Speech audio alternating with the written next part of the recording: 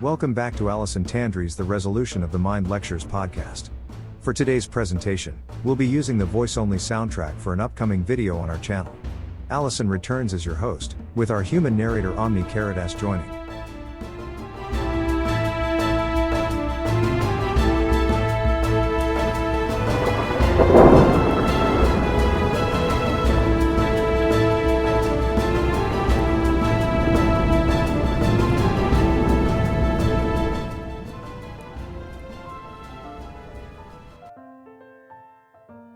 In Dianetics, there is a technique called returning.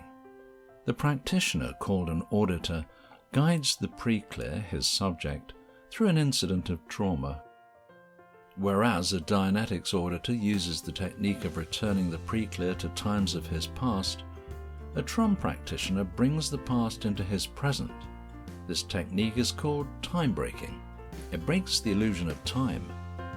Alison Tandry here, continuing our series of instructional videos on each of TROM's 5 levels. While we've taken every effort to make this video palatable for the first-time viewer, if you have any difficulty following this, I recommend you watch Timebreaking, the illusion of time explained on this channel, which provides you a comprehensive overview of TROM's first 3 levels. After watching this presentation, you can do a deeper study of how TROM Level 3 works by listening to my podcast on this channel. I strongly suggest listening from the very beginning if you are a newcomer to TROM. You can also download the free ebook, TROM 2023, from this video's description. The resolution of the mind, also known as TROM, is a self-studied, self-applied method of resolving one's mental and spiritual condition. We provide instruction and answer questions about TROM as a free service to our viewers on this channel. The first level of TROM is an exercise which helps root you in the present to prepare you to face the past, and helps you maintain your mental balance.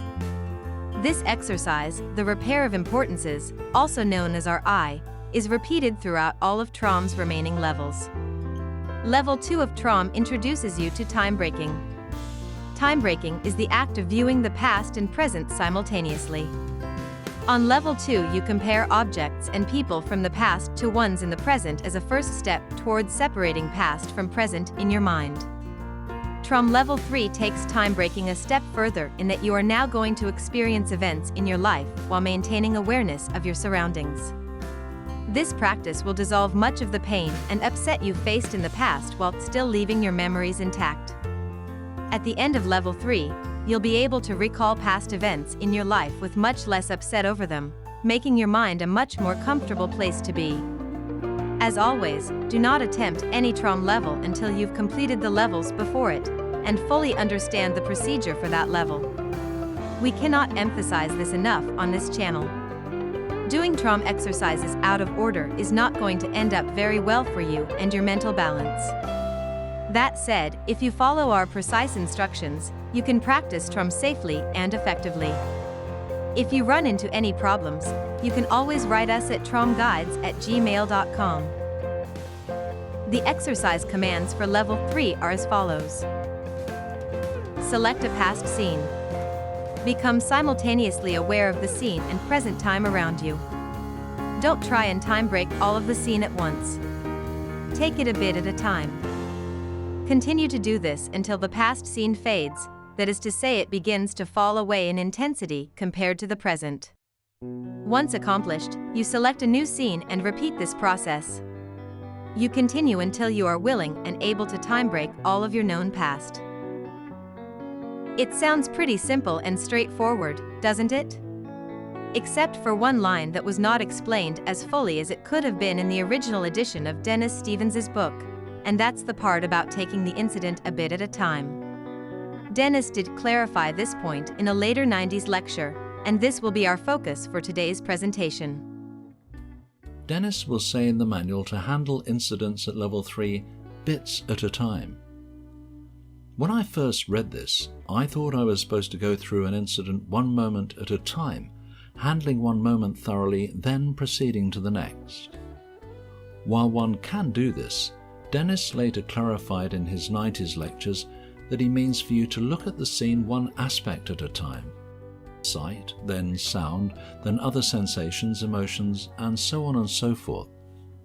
If you want to time break an emotion by itself, you make yourself aware of that emotion and the present surroundings until the emotion fades.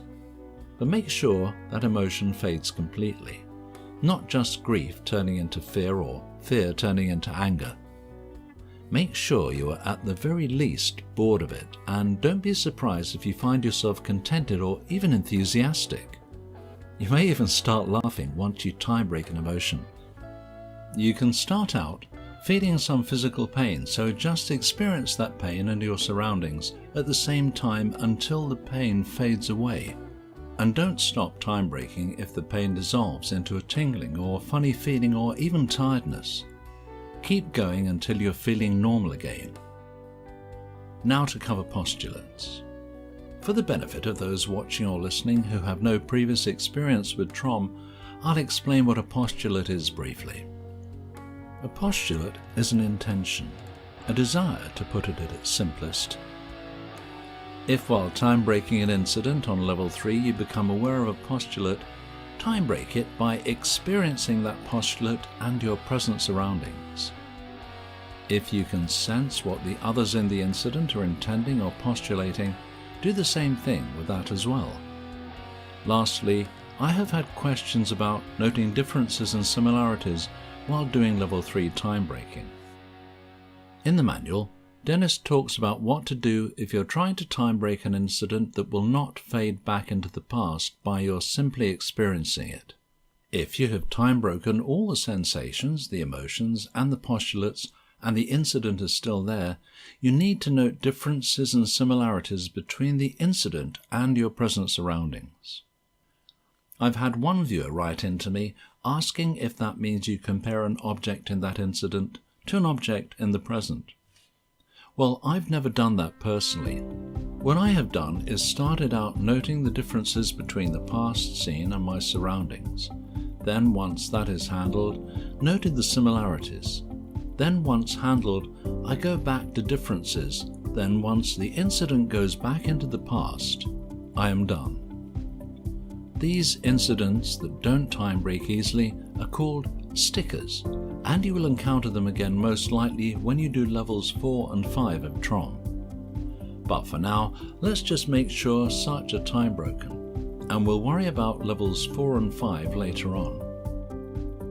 Level 3 of TROM is going to be a very time-consuming level as you explore your past to find incidents to time break.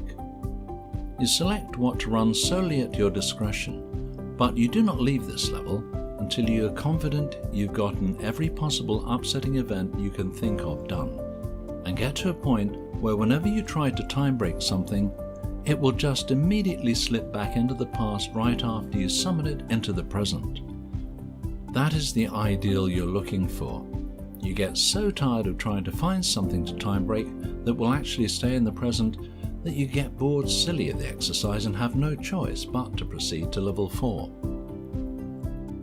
Thanks for joining us today for our first installment in our series on time breaking. For the next video, we'll walk you through how an actual level 3 session would run, and beyond that we'll expand on the points covered today and cover such topics as how levels 3, 4, and 5 relate to each other, how to handle some of the more unusual events that may occur during your TROM sessions, and much more.